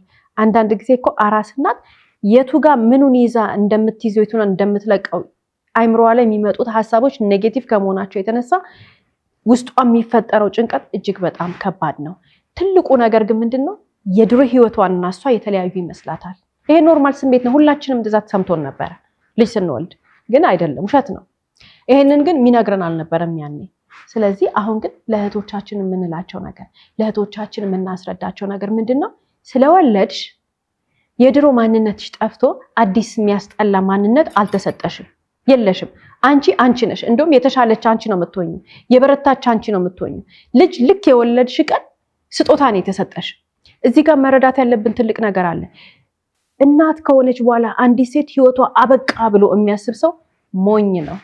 የሞኝ ሐሳብ እየነገሩሽ ነው። ያ አንቺ ጭንቅላትሽ ውስጥ የሚገባው ያ አንቺ የምታስቢው ነገር ያ አንቺ የሚመስልሽ ነገር ትክክል አይደለም። ማንነትሽ የተሻለ ነው የሚሆነው። ማንነትሽ የተባረከ ነው የሚሆነው። ማንነትሽ የሆነ ትልቅ ስጦታ የተሰጠው ጌጥ ነው። ልጅ የምናምርበት የምንደሰትበት እንድንሰራ የሚያደርገን ትልቅ ነገር ነው የተገኘው። ግን ምንድነው? ፕሮሰስ አለ። ፕሮሰሱን መቀበል ነው ዋናው ነገር። እናትነት ዝም ብሎ ከዚህ ወደዚህ ሽግር የሚባል ነገር አይደለም። እናትነት ፕሮሰስ አለው። ልጅ ማጥባት፣ ልጅ ማጠብ፣ ልጅ ማስተኛት፣ ከዛ ልጅን ቴክ ኬር ማድረግ፣ ልጆችን ማስከተል፣ ምግባቸውን መከታተል ምናምን የሚባሉትን ፕሮሰሶች የራሱ የሆነ አካሄድ አለው። አዎ በጣም ያደክማል፣ ግን ደስ የሚል ድካም ነው። ለከንቱ ነገርስ እንደክም የለ እንዴ? ለከንቱ ለማይረባ ነገር እንደክም የለ እንዴ? ከዛ ውጪ ግን ትልቁ የደከምንለት ነገር ፍሬ ያለው የፍሬ የሚያፈራ የሚያስደስተን ድካም ማለት የእናትነት ድካም ነው። እንቀበለው ድካሙን፣ ዋጥ አድርገን እንቻለው። ቆራጥ ሆነን የእናትነትን ኃላፊነት ለመወጣት ዝግጁ እንሆን። ይሄ የአይምሮ ዝግጅት ብዙ ነገራችንን ያቀልልናል። እናት ስትሆን አንድ ሴት ትልቁ መዘጋጀት ያለባት ከቁሳቁስ የበለጠ ጭንቅላቷ ላይ ነው። ለምን? ከባድ ኃላፊነት ነው። ግን ካከበድነውም ካቀለልነውም እኛ ራሳችንን የምንመራበት መንገድ እኛ የምንቀበልበት መንገድ ነው ትልቁ። ካከበድነው ይከብደናል፣ ካቀለልነው ይቀለናል። ድካሙንም ለመቻል ኃላፊነቱንም በአግባቡ ለመወጣት ጊዜውንም በአግባቡ ለመጠቀም ከቆረጠች አንድ ሴት እናትነት ጌጧ ነው። እናትነት ደስታዋ ነው። እናትነት የምትመረታበት መንገድ ነው የሚሆናት። እናትነት የምትኖርለት ነገር የምታገኝበት ትልቁ ጸጋ ነው የሚሆናት እንጂ እዳ አይሆንባትም። ብዙ ሰዎች መጥተው በቃ አለቀ ከዚህ በኋላ እኮ ህይወትሽ በቃ እኮ ከዚህ በኋላ እንደዚህ ሆንሽ እንዴ ቁጭ ብለሽ አሳድጊው። ሁሉም ሰው የሚሰጠን አስተያየት አለ አይደል? ከሚመክሩን ይልቅ እናትነት ማለት እንዲህ ነው ብለው ከሚያስተምሩን ይልቅ እነሱ እናት ከሆኑ ምናልባት 20-30 ዓመት ያለፋቸው ሰዎች በሙሉ ይመጡና ከንፈራቸው እዚህ ጋር ጆሮአቸው ጋር እስከሚደርስ ድረስ እያሽሟጠጡ ምንድነው የሚነግሩን ነገር? እዳ እንደሆነ ልጅ ውሸት አንባያቸው። ሲጀመር እንደነዚህ አይነት ሰዎች ማውራት ሲጀምሩ ጆሮአችንን ይዘን ከክፍሉ መውጣት ነው። ምክንያቱም ይሄ ጊዜ ያለፈበት ያስተሳሰብ ነው። ይሄ የድሮ ሰው አስተሳሰብ ነው። ይሄ አሁን በዚህኛው ክፍለ ዘመን ላይ ያለን ሴቶች ይሄን ማሰብ የለብንም። በዚህኛው ክፍለ ዘመን ላይ እናት የሆነች ሴት መረዳት ያለባት ነገር ልጇ ጌጧ ነው። ልጇ እንድትሰራ እንድታድግ ድራይቭ የሚያረጋት ፎርስ ነው። ልጇ ሞቲቬት የሚያረጋት ፍጥረት ነው። ልጇ ማለት ዓለሟ ነው እንጂ ልጅ ከወለደች በኋላ ሴት ልጅ በቃ ጓዳ ነው የምትቀረው፣ ምግብ ቀቃይ ነው የምትሆነው የሚባለው ነገር ውሸት ነው። የድሮ ሰው አስተሳሰብ ነው፣ ያልሰለጠነ አስተሳሰብ ነው። በዚህኛው ክፍለ ዘመን ሁላችንም ሴቶች ማድረግ ያለብን በተለይ አራስ የሆኑ ሴቶች እህቶቻችን እውቀት የሚሰጣችሁን ነገር ቁጭ በሉና ከስልካችሁ ተማሩ፣ አንብቡ፣ የተማሩ ሰዎች ጠይቁ። ሐኪም የሚነግራችሁ ነገር ብቻ አድርጉ። የአይምሮ ዝግጅታችን ላይ እሱ ትልቁ የሚፈጥርብን ነገር አለ። ከቁሳቁስ ከተለያየ ነገር የበለጠ እናት ከመሆናችን በፊት አይምሮአችን ላይ በደንብ እንስራ። ጭንቅላታችንን በደንብ ዝግጁ እናድርገው። የሚመጡት ኃላፊነቶችን እንቀበላቸዋለን። እንቅልፍ አለመተኛት ብለናል አይደል? አይምሮአችን የሚያውቀው ከሆነ ታይማችንን ማኔጅ እናደርጋለን። አሃ በዛ ሰዓት ላይ ሰዓት ስለማይኖረኝ በአራስነት ሰዓት ላይ ሰዓት ስለማይኖረኝ አሁን ይሄንን ነገር ላድርግ ብላ አንዲት እናት ትዘጋጃለች። ነፍሰ ጡር ከሆነች በኋላም ሊሆን ይችላል ወይንም እርግዝና ከመፈጠሩ በኋላ ሊሆን ይችላል። እናት ለመሆን የተዘጋጀች ሴት ግን ማድረግ ያለባት ነገር መጀመሪያ ትልቁ ነገር አሁንም በደጋግመን የምንለው ነገር ዝግጁነት በአይምሮዋ መኖር መቻል አለበት። ለውጥን መቀበል መቻል አለብን። ለውጥ የብዙ ነገር ለውጥ አለ። አንዲት እናት እንግዲህ እናት ለመሆን ስትዘጋጅ ከእርግዝና ጊዜ ጀምሮም ከእርግዝና በፊትም ከእርግዝና በኋላ የተለያየ ሰዓት የተለያየ ሰው የተለያየ ኤክስፒሪየንስ አለ። አንዱ ትልቁ ማወቅ ያለባት ነገር ደግሞ እናት ስትሆን ነፍሰ ጡርነት ህመም አለው። አዎ ያማል። መውለድም ያማል። ጡት ማጥባትም ያማል። ከወለዱ በኋላም የራሱ የሆነ ነገር አለው። ቀላል ነገር አይደለም። ሰውን የሚያክል ነገር ከውስጣችን ሲወጣ ላያመን አይችልም። ህመሙን እንረዳው እንወቀው ስንል ደግሞ እንዴት አይነት ነገር ነው? የአንዳንድ እህቶቻችን ህመም በጣም ከባድ ነው። በቃ ጥንክር ማለት አለብን። ጥንክር ስንል ደግሞ ምንድነው? ሁለት አይነት ነገሮች አሉ። አንዳንድ እህቶቻችን ያመማቸውን ነገር ጠንክረው ይወጡታል ግን ይደብቁታል። አንዳንድ እህቶቻችን ደግሞ ለትንሽ ህመም በጣም ላውድ ናቸው። ስለዚህ ትልቁ ነገር ምንድነው? ታሞ ካለ መናገር ታሞ ዋጥ ከማድረግ መናገር ይሻላል። እናትነት ጸጋ ነው። እናትነት ትልቅ በረከት ነው። የተለያየ የሚሰማቸውን ህመሙ እህቶቻችን መደበቅ የለባቸው። ወልዳችሁም እያለ ህመማችሁን የምትደብቁ ከሆነ እቤት ከገባችሁ በኋላ ያንን ህመማችሁን ማስታገስ መታከም መቻል ስለማትችሉ ራሳችሁንም ትጎዳላችሁ፣ የወለዳችሁትንም ልጅ ትጎዳላችሁ። በመውለድ ሰዓት ህመም አለ፣ በጣም ኃይለኛ ህመም አለ። ያንን ህመም የሚረዳን ሰው ኖረ አልኖረ ምን ሆነ አልኖረ ግን ሲያመን እንደ አምቡላንስ መጮህ ነው ያለብን። በቃ መናገር ነው ያለብን። ሐኪም ጋር መሄድ ነው ያለብን። መደበቅ የለብንም። አንዳንድ እህቶቻችን መናገር የሚፈሩት ህመም ያማቸዋል። አንዳንድ እህቶቻችን መግለጽ የሚያቅተን ህመም እንታመማለን አይደል? የሚያሳፍር ነገር የለም። ወዲያውኑ ትንሽዬ ህመም ሲሰማን ወዲያውኑ ሐኪም ቤት መሄድ መቻል አለብን። ይሄ በተለይ በጣም ብዙ ትኩረት ተደርጎ የሚታየው ነገር ከማፈር ጋር የሚፈጠር ነገር ነው። ሐኪም አይታፈርም። በጣም የምናፍር ከሆነ ለሴት ነርስ መናገር እንችላለን ወይም ለሴት ሐኪም መናገር እንችላለን። ትልቁ ነገር ግን ምንድነው? ሲያመን ምንም አይነት ምልክት ትሁን ወደ ሐኪም ቤት እንሄድ። ሌላው አንዳንድ እህቶቻችን ደግሞ ምጥ ሲይዛቸው አፋቸውን ዝጉ ይባላሉ። ለተለያየ ሰው አንዲት እናት በምጥ ተይዛ የህመሟን የምትገልጽበት ነገር ጩኸት ከሆነ አንዲት እናት ምጥ ውስጥ ሆና ህመሟን ከውስጧ የምትገልጽበት መንገድ ዕቃ መስበር የተለያየ ነገር ሊሆን ይችላል። ዝም በይ የሚል ሰው አይደለም። እሱ ሰው አይደለም ወይንም አንቺ ሰው አይደለሽም። ምጥ የያዛትን ሴት ዝም በይ፣ ምጥ የያዛትን ሴት አትጩሂ፣ ትጩህ። ምክንያቱም አሟት ነው። ሴቶች እህቶቻችን ምጥ ሲይዛችሁ የተሰማችሁን ነገር አድርጉ፣ የተሰማችሁን ነገር ተናገሩ። ምክንያቱም ፔኑ ይወጣላችኋል። አትፍሩ። አንዳንድ ጊዜ አንዳንድ ቦታዎች ላይ እንመለከታለን። ዝም በይ ይሏታል። በጣም ነውር ነው። ይሄንን ነገር ማስቆም መቻል አለብን። ነፍሰ ጡር ሆና በምጥ የተያዘች ሴት ልትወልድ ጣር ላይ ያለችን ሴት ምጧን በሚሄድበት በዛ ፕሮሰስ ውስጥ ፔኗን የምታወጣበት ወይንም ከውስጧ የሚወጣበትን መንገድ ለማፈን የሚሞክሩ ሰዎችን በጣም ነው መቃወም ያለብን። በነገራችን ላይ የትም ቦታ ላይ ይሁን የት ይሄንን ዝም በይ የማለት መብት ያለው የለም። እኛ ግን ስለምንፈራ እነሱ እጅን ያለችው እነሱ እጅ የሚባል ነገር የለም። ፈጣሪ እጅን ያለችው እንዲህ ያረጋታል፣ ምንም አያረጋትም። ሁላችንም ይሄንን ነገር እንሰማለን አይደል? እናያለን፣ እንመለከታለን። አንዳንድ ሰዎች በጣም ኮምፕሌን ያደርጋሉ። ባለሙያዎቹ እንደዚህ ያሉኝ፣ ባለሙያዎቹ እንደዚህ ተናገሩኝ ምናምን። ሲጀመር እንደነዚህ አይነት ነገር ያለበት ቦታ አለመሄድ ነው። የምንከበርበት ቦታ፣ ሴት ልጅ የምትወደድበት ቦታ፣ ምንም ይሁን የምትወልድበት ተቋም ግን በቃ ታውቀዋለች። ነፍሰ ጡር ሆነ ክትትል ያላትን ቦታ ታውቀዋለች። ስለዚህ በጣም ማስተዋል አለብን። ነፍሰ ጡር ሆነ አንዲት ሴት ክትትል ስታደርግ የምትወደጅበት ቦታ ሂጂ፣ የምትከበሪበት ቦታ ሂጂ። ገና ስትመጪ እንዴት ነሽ የምትባይበት ቦታ ሂጂ። ፊት የሚነሱሽ ከአትሂጂ።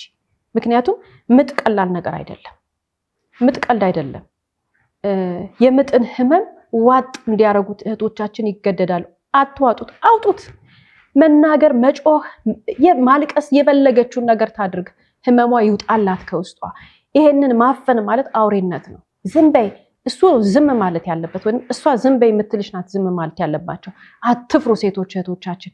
ከወለዱ በኋላ ደግሞ ስቲች አለ። ስቲች ሲሰፋ በጣም ያማል። የወለዱ ሰዎች በጣም በዚህ ሲሰቃዩ እናያለን። በጣም ብዙ ነገር ነው ያለው። ሁሉም ህመሞች ድምጽ ይወጣል፣ ሰው ይጮሃል ሲያመው። በምትጮህበት ጊዜ ድምጿን የሚያፈናትን ሰው መስማት የለባትም። ሴት እህታችን ተናገሪ፣ ያመመሽን ነገር አውጪ ነው መባል ያለባት፣ ማውጣት ነው ያለባት። ጠይቂ። ህመም ካለሽ ፔን ኪለር ስጡኝ በያቸው። ህመም ካለሽ ማስታገሻ እፈልጋለሁ በያቸው። አታፍኙ ህመምሽን። ህመሟን የምታፍን ሴት ይሳው ትሄድና ቤት ከደረሰች በኋላ ራሷም ትጎዳለች፣ ልጇንም ትጎዳለች። ሴቶች እህቶቻችን በመውለድ ሰዓት የሚሰማችሁን ህመም አውጡት፣ ተናገሩት፣ አታፍኑት። ከምንም ነገር ጋር የተያያዘ ይሁን፣ ከምጥ ጋር የተያያዘ ይሁን፣ ከስቲች ጋር ተያይዞ ይሁን፣ በሰርጀሪ ወይም በኦፕራሲዮኑ ምክንያት የሚመጣ ይሁን፣ ሁሉንም ህመም አውጡት። ስታወጡት መፍትሄ ታገኛላችሁ። መፍትሄው ምንድነው? ሐኪም ባለሙያ መድኃኒት ይሰጣችኋል። ዝም ማለት ቻዩ ምንድነው የምትችለው? ለምን ነው የምትችይው? እንዳትችይው አትቻዩ፣ ተናገሪ። ህመም ነው፣ ህመሙን በትክክል ማሳወቅ አለብሽ። ይሄ አንዳንድ ጊዜ እንደ ስንፍና ይቆጥሩታል። እኔ አይቼ አውቃለሁ። የወለድኩ ጊዜ ቻዩ እንጂ ምንድነው ለዚች ነው እንደዚህ የምትሆኙ? እንዳሰማችሁ አትስማቸው። ሐኪሙን ጥሩልኝ፣ ነርሷን ጥሩልኝ ብላችሁ እሪ በሉ። በቃ መፍትሄ የሚሰጣችሁ ሰው የሆስፒታሉ አስተዳደር የሚሆን አስጠርታችሁ ሴቶች እህቶቻችን ህመማችሁን ተናገሩ። ህመሙን የሚያፍን ሰው መድኃኒት አያገኝም። ህመሙን የሚያፍን ሰው የስቃይ ሰዓታቶችሽን ነው የምታስረዝሚው እንጂ መፍትሄ አታገኝም። የዛሬ ባል ታሪካችን እንግዲህ ማስተዋል አቅቷት ነው፣ ብዙ ነገር ሆና ነው፣ እንዲህ አድርጋ ነው፣ ግንዛቤ ማጣት ነው፣ የተለያየ ነገር ነው የሚሉ ሰዎች አሉ። እዚህ ነገር ውስጥ የከተታቸው ባልና ሚስቱን አይደል? ሁለት ናቸው። እሷ ቢያቅታት እሱ ቢያቅተው እሷ ብለን ልናነሳ የምንችለው ነገር አለ። እንደነዚህ አይነት ሁኔታዎች የሚፈጠሩት ግን አንድ አይምሮ መያዝ ነው ብለን ከላይ ያነሳናቸው ነጥቦች አሉ አይደል? ሌላ አይምሮን የሚይዙ ነገሮች አሉ። አራስ ቤት ውስጥ ምንድነው ኮንፊውዥን ይፈጥሩብናል። አንዳንድ ሰው ይመጣና ልጅ መተኛት ያለበት በጎን ነው ይላል፣ ወደ ግራ ነው። አንዳንድ ሰው ይመጣና ልጅ መተኛት ያለበት ወደ ቀኝ ነው ይላል። አንዳንድ ሰው ይመጣና አይ ልጅ መተኛት ያለበት በጭንቅላቱ ነው ይለናል። አንዳንድ ሰው ይመጣና አራስ ልጅ ውሃ አይጠጣም ይላል። አንዳንድ ሰው ይመጣና ኧረ በጡጦ ስጩ ይላል። አንዳንድ ሰው ምን ይላል? ጡጦ ማስለመድ አንፈልግም፣ ጡት ብቻ ነው የሚጠባው ስንል በማንኪያ። ሁሉ ሰው አዋቂ ነው። በተለይ የወለዱ ከሆኑ ሁሉ ሰው ልጅ በቃ ፕሮፌሰር ናቸው እዛ ጋር። አንድ ነገር መረዳት ያለብን ነገር እኛ ዕውቀታችንን ዝግጅት ካለን አይምሯችን ላይ ከሰራን ልጅ መቼ ምን እንደሚደረግ ከባለሙያ ምክር ከተቀበልን መጽሐፍ ካነበብን እያንዳንዳቸው ደግሞ የምንቀበለው ሰው ካለን ማንንም ሰው መስማት የለብንም። ለምን እትዬ እንትና ይመጡና ልጁን በቀኝ በኩል አስተኙ ይሉሻል። ወይዘሮ እንትና ይመጡና ልጁን በግራ በኩል አስተኙ ይሉሻል። ወይዘሮ እንትና ይመጡና ደግሞ ልጁን እንደዚህ አድርጊ ይሉሻል። የስንቱን ሰው ምክር ነው የምንሰማው? ስንቱ ሰው ነው በዚህ ነገር ላይ ዕውቀቱን አምጥቶ ሁሉ ሰው አዋቂ እኮ ነው የሚሆነው። ሁሉ ሰው ግራ የሚያጋባን ነው የሚሆነው። ሁሉ ሰው ተናጋሪ ነው። አንዳንድ ቀን የሚፈጥርብን ጫና አይምሯችን ላይ ተደራርቦ ኮንፊውዥን ውስጥ ያስገባንና ሁሉንም ነገር ማድረግ ያቅተናል። ልጆቻችንን መለማመጃ እንዳናረጋቸው። በተለይ መጀመሪያ ልጅ ሲሆን በጣም አስቸጋሪ ነው። አንዳንዶቻችን ደግሞ ምን አይነት ነገር እንመለከታለን? ፍጹም ለልጆቹ ጎጂ የሆነ ነገር። እኔ ገጥሞኛል። ለምሳሌ ይመጡና ቅቤ ይዘው ልጁ እንዳይኮላተፍ ወይንም ልጅቷ እንዳትኮላተፍ ሲያወሩ ሲናገሩ ቅቤ ያልተነጠረ ቅቤ ይዘው መጥተው ልጁ አፍ ላይ ጠብ እናርገው ብለው ያስገድዱናል። እኔ ሰው እንደዛ ብሎኝ ያውቃል። የወለድኩኝ ጊዜ አንዲት ሴት መታ አረጋለሁ ወይንም ደግሞ የኔን ልጅ ቅቤ አውጣለሁ ለምን እንዳትንተባተብ እንዳትኮላተፍ ስታወራ የሷ አስተሳሰብ ነው የተኮላተፈው እንጂ የህፃን ልጅ አስተሳሰብ ወይም የህፃን ልጅ ንግግር ወይም የህፃን ልጅ ሌላ ነገር አይደለም። አስተሳሰቧ ነው የተኮላተፈው። አስተሳሰቧ ነው ልክ ያሉ ነው። ህፃን ልጅን ቅቤ ማዋጥ ጎጂ ባህል ነው የሚል ነገር 101,000 ጊዜ በሬዲዮ ሰምተናል፣ በቲቪ አይተናል፣ መጽሐፍ አንብበናል። አታድርጉ ተብሎ በየሚዲያው ሲነገር ነበር። ይሄንን መስማት የማይችለው አይምሮዋ ግን መጥቶ እኔ ልታስገድደኝ ሞከረች። አልተቀበልኳት። እኔና እሷ የዛን ቀን በምን አይነት መንገድ እንደተላለፍን እሷ ታውቀዋለች። እኔም አለው እሷም አለች። አንቀበላቸው። ልጆቻችንን አምጥተው ፌጦና ብላ ይላሉ፣ ቅቤና አውጦ ይላሉ፣ እንትን ይደረጋል ይላሉ። በዚህ ይሄ ያለንበት ክፍለ ዘመን መጽሐፍ የሚባል ነገር አለ፣ ሐኪም የሚባል ባለሙያ አለ። ባህላዊ ነገራችንን ልጁን አምጥተው የሚያረጉብን ነገር ፀሐይ ስታሞቂ ልብስ አርጊለት፣ ፀሐይ ስታሞቂ ልብስ አታርጊለት፣ ፀሐይ ስታረጊ ከዚህ ሰዓት ከዚህ ሰዓት፣ ፀሐይ ስታሞቂ ከዚህ ወር እስከዚህ ወር። ሁሉ ሰው የሚሰጠን አስተያየት አለ አይደል? ቆፍጣና ሴት ግን አቋም ያላት ሴት ግን ኃላፊነቷን በአግባቡ የምትወጣ ሴት ግን እትዬ እንትን አሉ ወይዘሮ እንትን አሉ የጋሽ እንትን እንደዚህ ያሉ እከሌ እንደዚህ ያለ የሚለውን ነገር አይደለም የምትከተለው ሲጀመር ስንት ሰዓት ይጠባል ስንት ሰዓት ይተኛል ስንት ሰዓት ይታጠባል ልጇ ስንት ሰዓት ፀሐይ ይሞቃል ምን ቫይታሚን በምን ወር መውሰድ አለበት ኖት አለሽ አንቺ ኖት አውጪ የራስሽን የምታረጋቸውን ነገሮች እንዳትረሻቸው በየወሩ የሚደረጉትን ነገሮች ቁጭ በይና ሐኪምሽ የሚልሽን ስሚ መጽሐፍ ላይ እያነበብሽ ዕውቀቱ ሰጂ ከዛስ ዩቲዩብ ላይ ግቢና የአንድ ወር ልጅ ምን ይደረግለታል የሁለት ወር ልጅ ምን ይደረግለታል ከርግዝና ጊዜ ጀምሮ የሶስት ወር ልጅ ምን ይደረግለታል የተለያዩ ሰዎች ያሉትን ነገሮች ይሄና አንቺ የሚያገናዝብ ጭንቅላት አለሽ አይደል እነዛን ሁሉ ነገሮች ወስደሽ ቁጭ ብለሽ የራስሽን ኖት አውጪና ከዛ በዛ በኖትሽ መሰረት ነው የምትሄጂው አው የልጅ አባት የትዳር አጋር ቤት ውስጥ አለ አይደል መመካከር መነጋገርና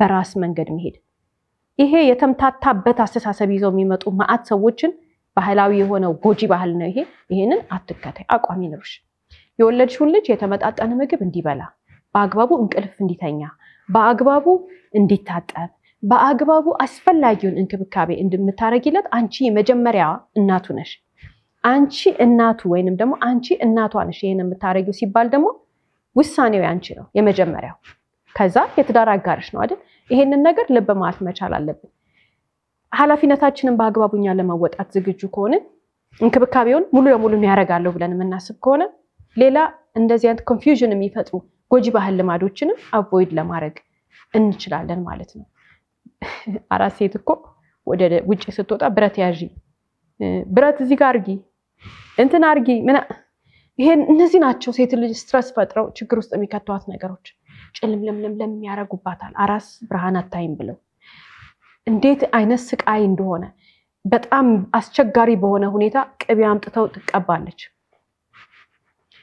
ቅቤ አጥቦ ለማስለቀቅ በጣም ያስቸግራል ማለት አንዲት ሴት ቅቤው ከጭንቅላቷ ላይ አጥባ ለማስለቀቅ ስታጥብ ብዙ ነው የምትቸገረው ብዙ ስራ ነው የቅቤ ሽታ አይለቅም ባይኖር እንኳን ሽታውን ለማስለቀቅ ብዙ ሰዓት ነው የምትታሸው መረዳት ያለብን አንድ ነገር አለ ይደርሳል ቅቤውም ሁሉም ነገር ይደርሳል መጀመሪያ ሰውነቷ ላይ ያለው ቁስል ይዳል መጀመሪያ እሷ ሰውነቷ ላይ ያለው ነገር ይልቀቃት እስቲ ቅቤ የሚቀባል ሁሉ ነገር ይመጣል ግን እንዴት ነው አንዲት ሴት ሆዷ ላይ ቁስል ይያለ ወይ ስቲች ኖሯት ያ እየቆሰለ እንደገና ቅቤ የምትቀባው ምን አይነት አስተሳሰብ ነው እንዲህ የሚሏችሁ ሰዎች አትስሙ መጀመሪያ አንቺ ሰውነትሽን ጠግኝ ሰውነትሽ ይዳል መጀመሪያ ጉልበትሽ ይመለስ መጀመሪያ ማንነትሽ አስተሳሰብሽ ሁሉ በእንቅልፍ ማጣት በምጥ ወይ በኦፕራሲዮን ወይ በህመም ምክንያት የተዛባው ማንነትሽ ይስተካከል እስከዛ ድረስ እረፍት አርጊ ከዛ ቅቤ የሚሆን ቅባት እስቲም የሚሆን ምናምን የሚባለው ነገር ይደርሳል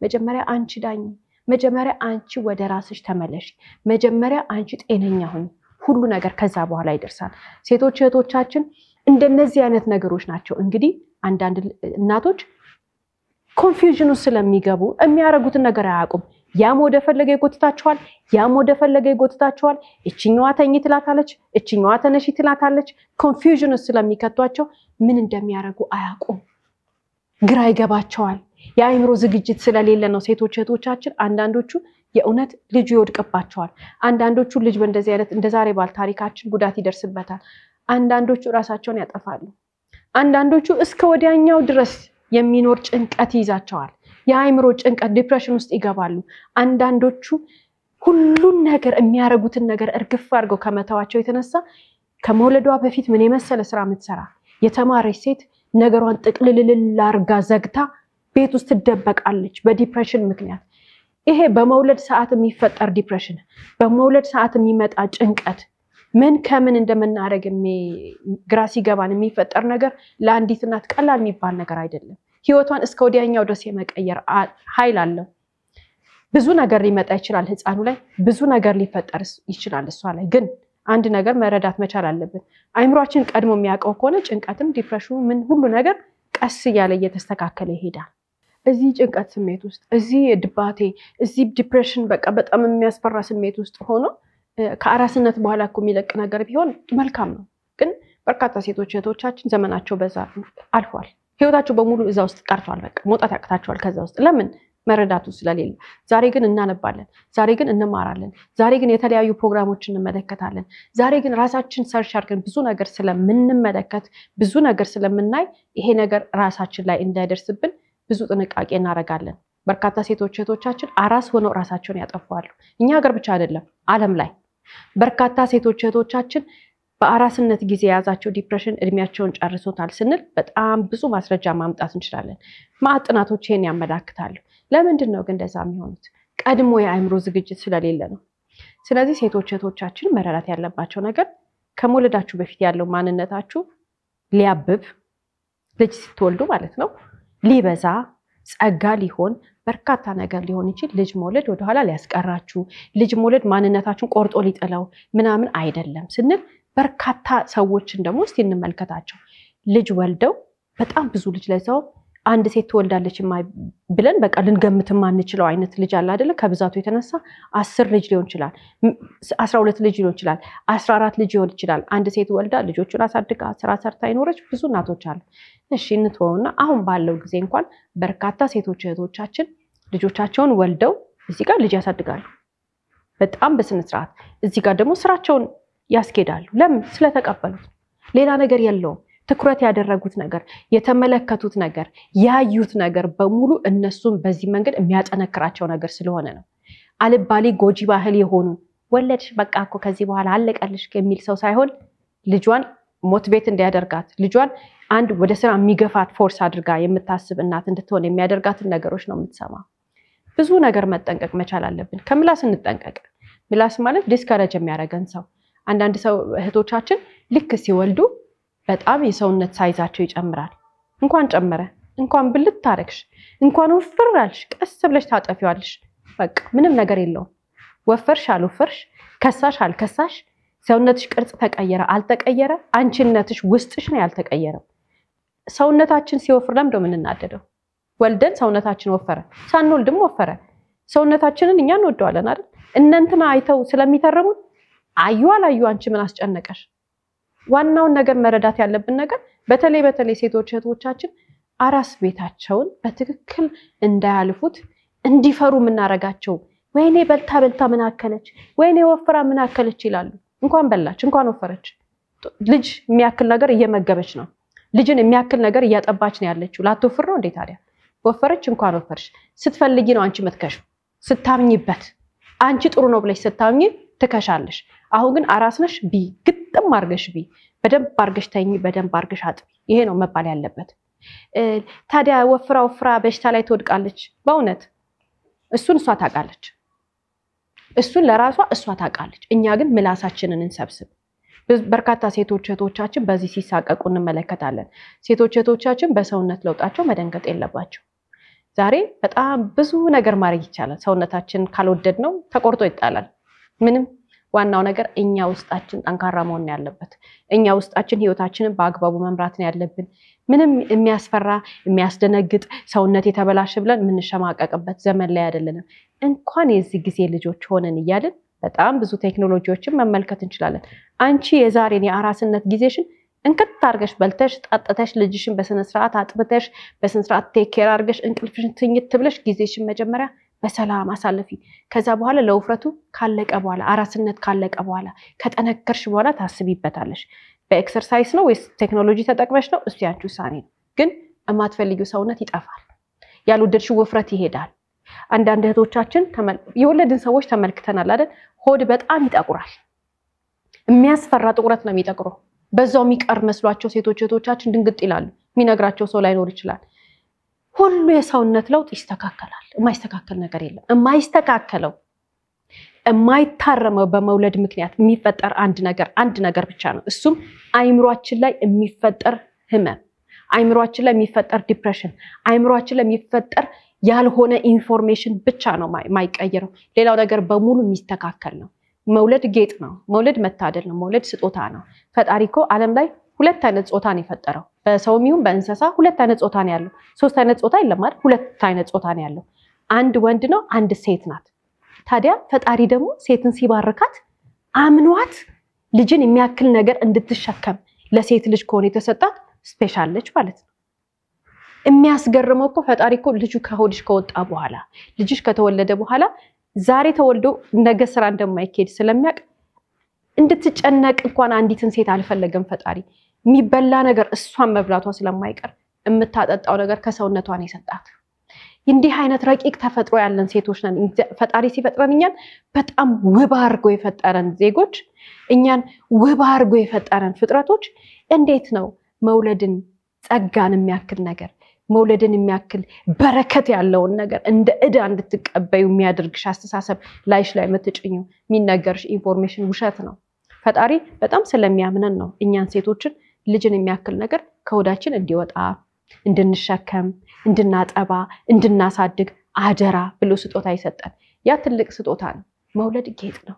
መውለድ በጣም ደስ የሚል ነገር ነው። ያንን አስተሳሰባችንን ከሰራን በኋላ ሰውነታችን ነው ይስተካከላል።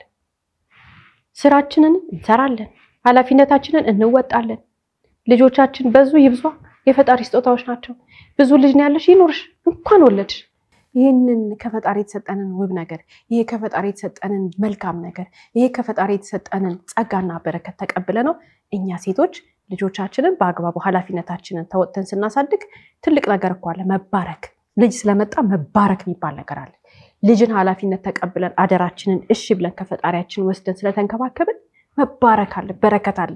ህይወታችን በጣም ብዙ ፈተናዎችን ወጀብ ቢኖረው በዛው ልክ ደግሞ ምንም ነገር ሳንሆን በቃ አለቀልኝ በቃ እኮ ከዚህ በኋላማ ብለን ጎንበስ ልንል ስንል ባልታሰበ ነገር ደግሞ የምንባረክበት ብዙ መንገድ ስላለ እዚህ ጋር መጠንቀቅ ያለብን ነገር ከፈጣሪ የተሰጠንን ስጦታ ወደነው አክብረነው ይዘነው ተንከባክበነው እኛ እዚህ ጋር በምድር ባለን ህይወት ሁሉ በዓለም ባለን ህይወት ሁሉ ኃላፊነታችንን በአግባቡ ስንወጣ የዛን ጊዜ ደስተኛ ሰው እንሆናለን። ህይወት ሁሉ ጊዜ ለውጥ አለው አይደል? ህይወት ለውጥ ሲኖረው ደግሞ በተለይ ለሴት ልጅ ትልቅ ለውጥ ነው። ከአንድ ልጅ የሌላት ሴት አርግዛ ልጅ የመውለድ የሚባለው ለውጥ በጣም ትልቅ ነው። ግን ያ ባይሆንም ማለት መረዳት ያለብን ነገር ህይወታችን ሁሉ ጊዜ ለውጥ አለው። በየ10 ዓመቱ ለውጥ አለ። በየ10 ዓመቱ ለውጥ አለ። አንዳንድ ሰዎች 7 ዓመት ነው ይላሉ፣ አንዳንድ ሰዎች 15 ዓመት ነው ይላሉ።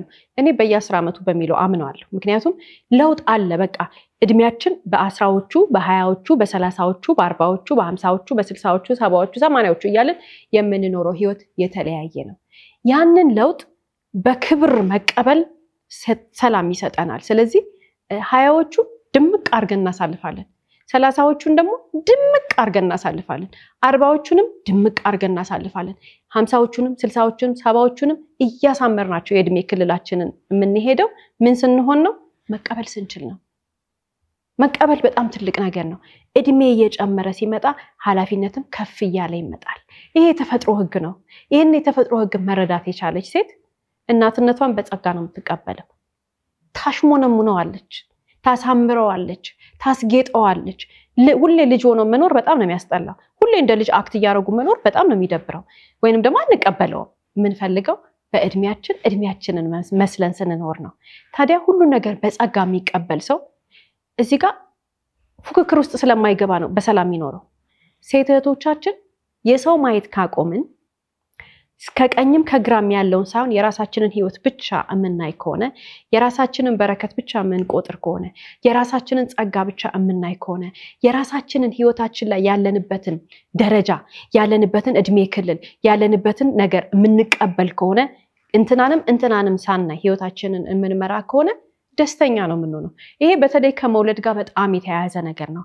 አራስ ሆና ቤት የተኛች ሴት ዛሬ ደግሞ ሶሻል ሚዲያው በጣም ብዙ ነገር ያሳየናል። አሁን እንንትና ምን እያደረጉ እንደሆነ ስልኳ ላይ ስታይ ይሰማታል። እንንትና እየተዝናኑ ነው፣ እሷ ልጅ ይዛ እሽሩሩ እያለች ነው።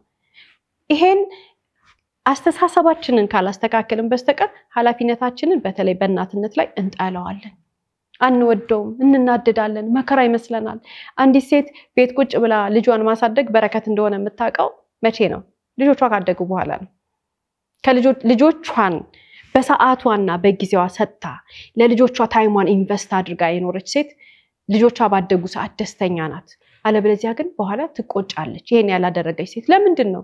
ህይወት እንደዛ ነው። በቃ የላይፍ አካሄዱ የላይፍ ፕሪንሲፕሉ ያ ነው።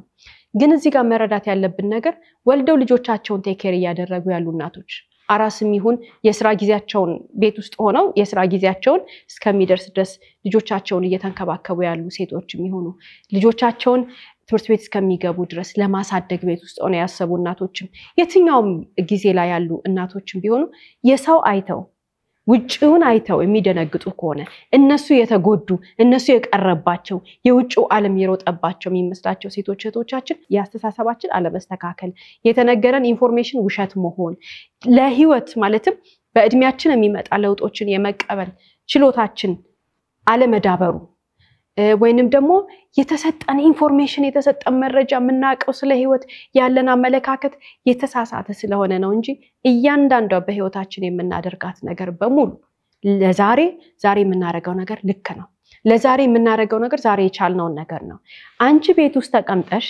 ወስነሽ ልጅሽን ቴክ ኬር ያደረግሽ ዓለም ያመለጠሽ እንደመሰለሽ የሚነግሩሽን ሰዎች ሳትቆጥሪ ከህይወትሽ አስወጫቸው ከዛ ውጪስ ራስሽን አሳምኚ እናት ልጆቿን ቴክ ኬር አደረገች ማለት እናት ለልጆቿ ተወጠረች ማለት እናት ለልጆቿ ደከመች ማለት ተጎዳች ማለት አይደለም እናት ለልጆቿ ስትል ድካም ይደክማታል እናት ለልጆቿ ስትል ቀን ደጅ ወጣ ብዙ ስራ ሰርታ ልትመጣ ትችላለች እናት ለልጆቿ ስትል ማታ አምሽታ ምግብ ትሰራለች እናት ልጆቿን ስታጥብ ወገቧ ቁርጥ ይላል አው ይሄ ግን የኃላፊነታችን ፈጣሪ የሰጠን ትልቅ ጸጋ ነው ይሄንን ውድድ አድርገነው ከሆነ የምናደርገው አይምሮአችን አስተሳሰባችን አይጎዳም መቀበልን የመሰለ ጸጋ የለም ከተቀበልነው ኃላፊነታችንን ወደነው ነው የምናደርገው አይታወቀንም አይደክመንም እናት የልጆቿን ልብስ ልታጥብ ትችላለች እናት አጋዥ ላይኖራት ይችላል እናት ሁሉም እናት አጋዥ አለው ማለት አይደለም እንትና አጋዥ አላት ለዚያውም 2 ለዚያውም 3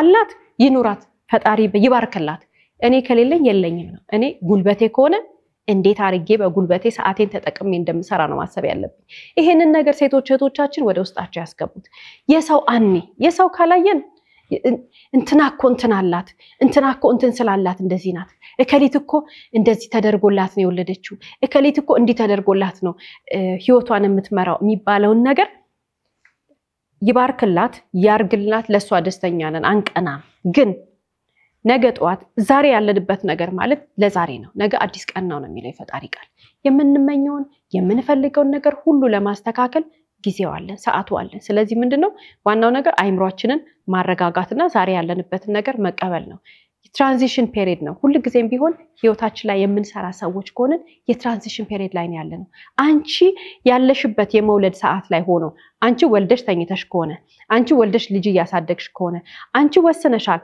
ልጅሽን ለተወሰነ ጊዜ ቁጭ ብለሽ ለማሳደግ አስበሻል ነገ የሆነ ነገር ልታረጊ ነው ያ የትራንዚሽን ፔሪድ ነው ኢንጆይ ነው ማድረግ ያለብን በቃ በህይወታችን የሆነች ሰዓት አለች ዋጋ ምንከፍልባት ሰዓት ከእውነት ጋር መታረቅ መቻል አለብን ከእውነት ጋር መስማማት መቻል አለብን ሪያሊቲን አክሰፕት ማድረግ መቻል አለብን ማንነታችንን ያለንበትን ቦታ መቀበል ከቻልን ህይወታችንን በሰላም ነው የምንኖረው ትልቁ እረፍት እዚህ ጋር ነው እዚህ ጋር እረፍት ካለ ደግሞ በስንት ሰዓት እንተኛለን በስንት ሰዓት እንበላለን በስንት ሰዓት እንታጠባለን በስንት ሰዓት ልጆቻችንን ቴክ ኬር እናደርጋለን የሚለውን ነገር ስለምንረዳ ምን እንሆናለን በአግባቡ ታይማችን ማኔጅ እናደርጋለን አይምሮአችን ላይ ካልሰራን ነው በተለይ ይሄ ሴቶች እህቶቻችን በጣም በብልጠት መመልከት ያለባቸው ነገር የከሊትን ቤት እናያለን ሶሻል ሚዲያ ላይ እናያለን ሰው መጥቶ ይነግረናል ሁሉ ውሸት ነው ውሸት ምንድነው ያልሆነው የኛ ህይወት ብቻ የኛ ህይወት ነው ውሸት ያልሆነው የኔ ማንነት ነው ውሸት ያልሆነው ያንቺ ማንነት ነው ውሸት ያልሆነው ስለዚህ በዛ ሰዓት ላይ ምንድነው የምናደርገው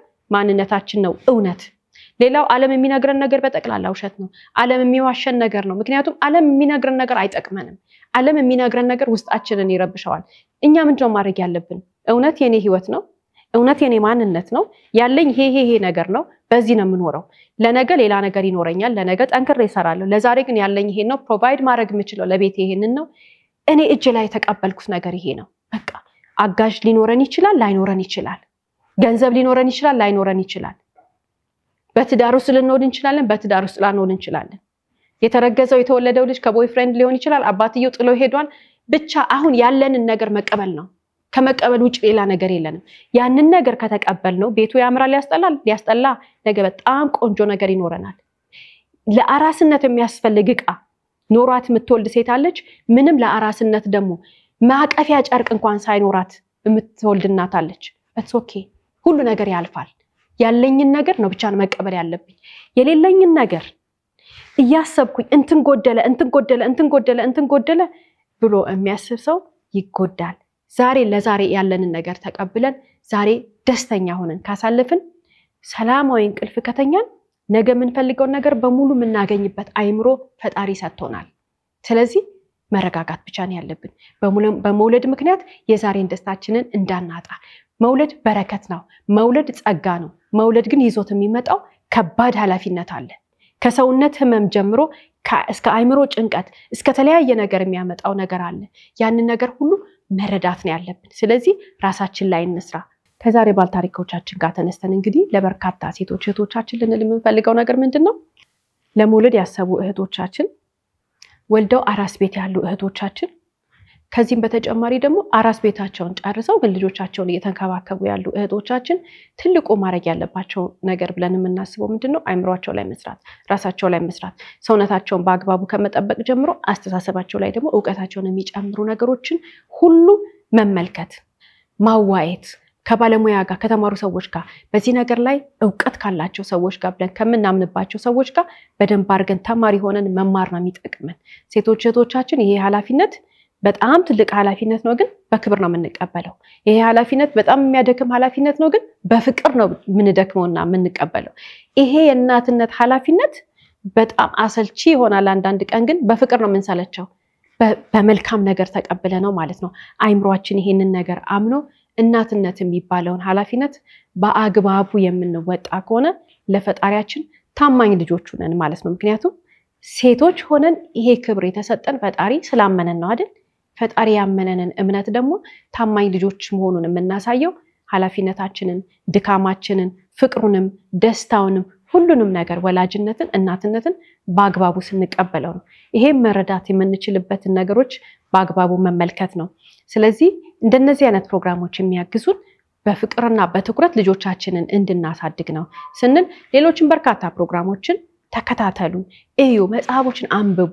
እናትነትን በክብር እንድንቀበለው የሚያደርጉንን፣ እናትነትን በፍቅር እንድንቀበለው የሚያደርጉንን፣ ፈጣሪ አምነው የሰጠንን ኃላፊነት በአግባቡ እንድንወጣ የሚያደርጉንን የተለያዩ ነገሮችን በመመልከት እናትነታችንን በፍቅር በደስታና ከዛ በተጨማሪ ደግሞ በኃላፊነት እንድንወጣው የሚያደርገንን ማንነት የሚሰጡንን የተለያዩ ሪሶርሶችን እንድንጠቀም ሁላችንም ቢሆን በትኩረት መስራት መቻል አለብን። እስከ ፕሮግራማችን ፍጻሜ ድረስ አብራችሁን ስለቆያችሁ እናመሰግናለን። ሳምንት በተመሳሳይ ሰዓት በአዲስ ታሪክ እንደምንቀርብ እየገለጽን እንደተለመደው በአድራሻችን አስተያየቶቻችሁን ላኩልን። እስከ ሳምንት ድረስ ቸርን ሰንብት።